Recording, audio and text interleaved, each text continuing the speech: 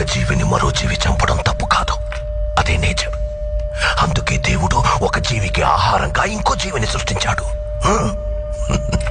చంపడమే తప్పైతే ఎద్దుకి కొమ్ముల్ని, పావుకి విషాన్ని, తేలికి కొంటెని ఎందుకు సృష్టించాడు? కానీ ఆ కొమ్ముల్ని, విషాన్ని మనుషులకి ఇవ్వలేదుగా. మెదడు, మనిషికి మెదడుంది కదా. బలవంతుడే బతకగలడు. బలహీనులందరూ కలిసి వాళ్ళని వాళ్ళు కాపాడుకోవడానికి చేసుకున్నదే చట్టం.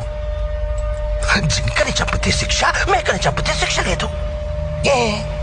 జింకలు తక్కువగా ఉన్నాయి, మేకలు ఎక్కువగా ఉన్నాయి. ఎక్కువగా ఉండడం మేకల తప్ప? ఈ భూమి మీద మేకల కంటే ఎక్కువగా మనుషులున్నారు. వాళ్ళని చంపితే తప్పేంటే? భయం. అది పుట్టించిందెవరు?